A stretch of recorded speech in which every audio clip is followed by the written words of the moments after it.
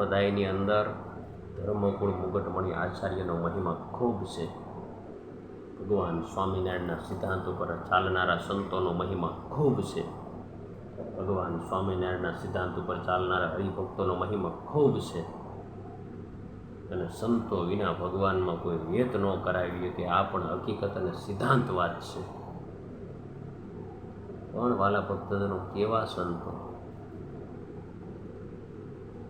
શ્રીજી મહારાજે જે આજ્ઞા કરી હોય આજ્ઞામાં સારધાર રહે અને ધન સ્ત્રીના ત્યાગી હોય એવા સંતોની વાત કરીશ.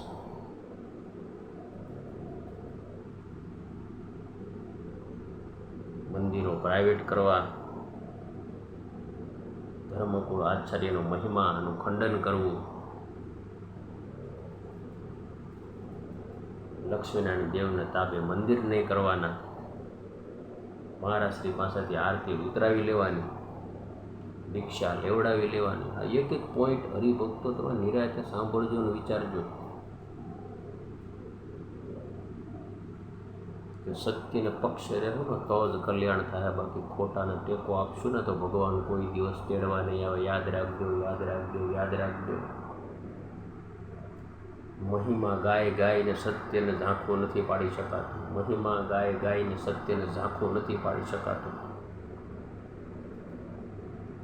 વાદળ નીકળે સૂર્ય ઢંકાઈ ન જાય.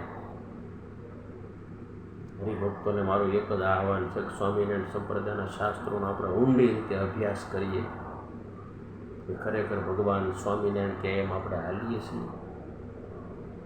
સ્વામિનારાયણ ભગવાનના સિદ્ધાંત તો થાય પાઈએ આપણે જીવનમાં ચરિતાર્થ કર્યા છે, ઉતાર્યા છે. બાકી બીજા કહે એને આપણે આ પાડી દઈને નીકળો મહિમા ગાયા કરીએ તો આ બીજ બળ થાય, બાકી કલ્યાણ નહીં થાય. કલ્યાણ તો ભગવાન સ્વામિનારાયણ કે અમારી આજ્ઞા પાળશો તો જ થાય.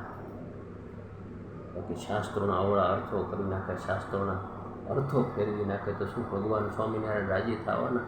અરે મૃત્યુ લોકમાં આપણા પોતાના બાપા હોય ને એ રાજી નથી થતા આપણે જો એનું ધાર્યું ન કરીએ તો. આ તો પૂર્વીય ભગવાન છે, સ્વામિનારાયણ ભગવાન છે. એ રાઈ રાઈના લેખા લેહે અને સત્ય વાતો હંમેશા કડવી હોય છે. લીમડો કાયમ માટે કડવો હોય છે પણ ગુણકારી હોય છે આપણા સ્વાસ્થ્ય માટે. શું તમે સમજો છો? આ કંઈ પોપાબાઈનું રાજ નથી. લાલિયાવાડી ચલાવી લેવામાં નહીં આવે.